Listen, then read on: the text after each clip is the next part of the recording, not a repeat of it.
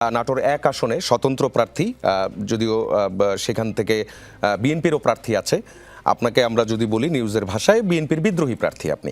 দল থেকে বারবার সরে দাঁড়ানোর কথা বললেও আপনি সরে দাঁড়াননি। এখন আপনার আসলে প্রতিদ্বন্দ্বী কে, মূল প্রতিদ্বন্দ্বী কে? ধানের শীষের প্রার্থী নাকি দাঁড়িপাল্লার প্রার্থী? ধন্যবাদ আপনাকে। শুনতে পাচ্ছেন?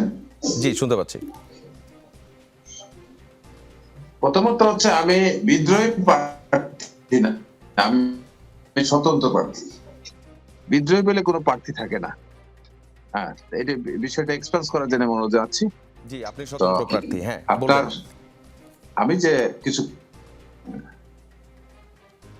এখানে আমি নির্বাচনে দাঁড়িয়ে কিছু বিষয় অভিজ্ঞতা হয়েছে আমার, যে আমার কাছে মনে হচ্ছে টোটাল নির্বাচনটা নিয়ে একটা ষড়যন্ত্র চলছে এবং নির্বাচনের প্রার্থীদের অ্যাটিটিউড, টোটাল প্রার্থীদের অ্যাটিটিউড 14 সাল, 18 সাল, 24 সালের মতো নির্বাচিত হওয়ার, যে যার যেখানে প্রভাব আছে সেই প্রভাব তারা বিস্তার করার চেষ্টা করছে। এখানে সাধারণ মানুষকে, বিভিন্ন দলের সাধারণ মানুষকে গ্রেপ্তার করানো হচ্ছে বিভিন্ন প্রার্থী তার নেতাকর্মীদের মাধ্যমে। এটা ভোটারকে উপস্থিতি করতে একটা প্রভাবিত করবে। আরেকটা বিষয়, যেটা কিছুক্ষণ আগে একটা কথা আসলো, বিকাশের বিষয়টা।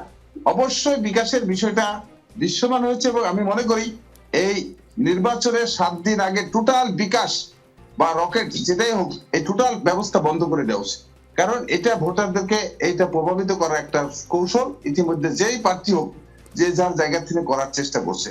তাই সেই কারণে আমি আজকে সাধারণত একজন প্রার্থী হিসেবে অনুরোধ করব যে বিকাশ ব্যবস্থাটা নির্বাচনের 7 দিন আগে থেকে নির্বাচনের পরের দিন পর্যন্ত টোটাল স্টপ রাখা উচিত।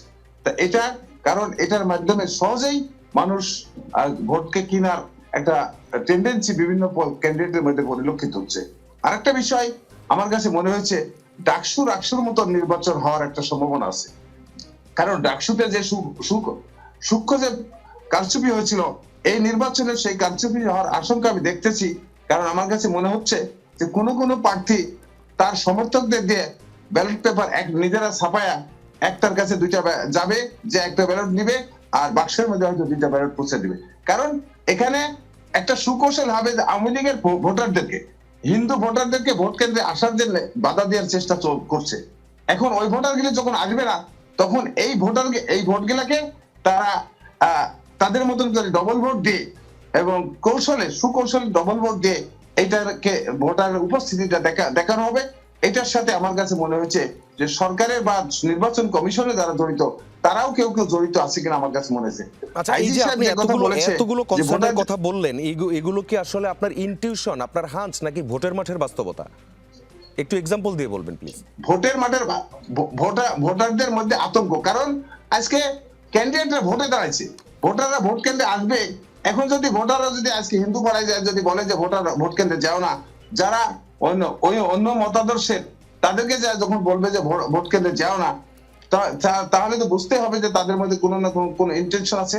আর যেহেতু ডাকসুর অভিজ্ঞতা আমাদের কাছে কিছুটা আছে, আমাদের চাকসুর অভিজ্ঞতা কিছুটা আছে, এখানেও কিন্তু সেই অভিজ্ঞতাটা আমার কাছে মনে হয়েছে এবং আমার কাছে অথেন্টিক এভিডেন্স নাই, কিন্তু অথেন্টিক ইনফরমেশন আছে যে এই ভোটে এইভাবে কৌশলে জাল ভোট দেওয়ার একটা সুকৌশল পরিকল্পনা বিভিন্ন রাজনৈতিক দল যারা বিগত দিনে করেছে, ডাকসুতে বা চাকসুতে করেছে।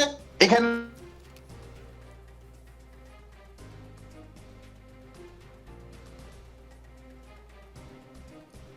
জি, আমরা মনে হয় তাইফুল ইসলাম টিপুর মোটামুটি টুনি যা বলতে চেয়েছেন পুরো বিষয়টাই জানতে পেরেছি, তার কাছ থেকে শুনছি।